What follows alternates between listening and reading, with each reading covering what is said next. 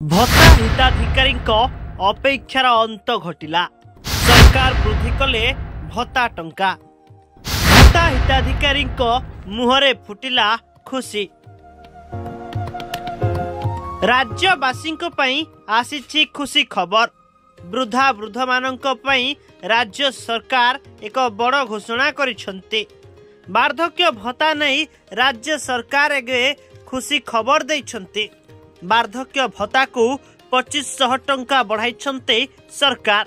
हाँ आज्ञा, शेष वृद्धि पाई भत्ता टंका। निर्वाचन समय सरकार जो प्रतिश्रुति देइथिले ताहा एबे पूरण करी भत्ता हिताधिकारी मन किणी पारिछंती।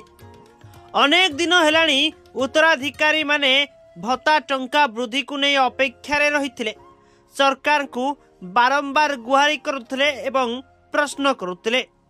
तेबे वर्तमान सबु अपेक्षार अंत घटी। भत्ता हिताधिकारी मानंकु खुशी खबर दे सरकार भत्ता टंका वृद्धि करिसंती। तेबे काहाकु मिलिबो केते टंका आसंतु ताहा उपरे नजर पकाइबा। दर्शक बंधु, राज्यवासी आसी खुशी खबर। वृद्धा वृद्ध मानक राज्य सरकार एक बड़ घोषणा करिसंती। वार्धक्य भत्ता नहीं राज्य सरकार एक खुशी खबर देइछंती। वार्धक्य भत्ता को 2500 टंका बढ़ाई सरकार। पूर्व तालिका रे आउ 80,000 नुआ लाभार्थी को संजोग करिसंती सरकार। फल 53 लाख वृद्ध और वृद्धा पाइबे वार्धक्य भत्ता। एमिति सूचना देइछंती दिल्ली सरकार।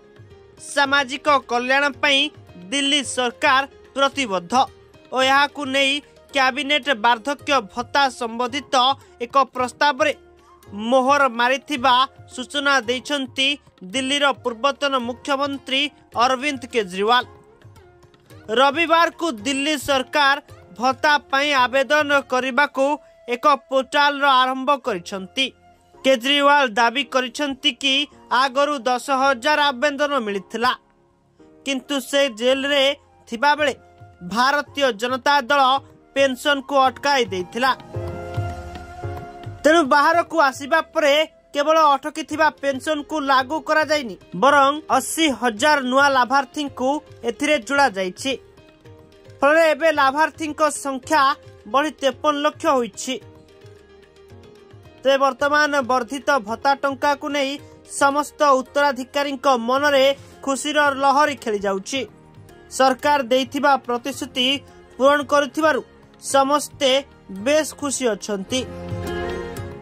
तबे कुआ जाउछि कि जनवरी 1 रे खाता को आसीबो टंका।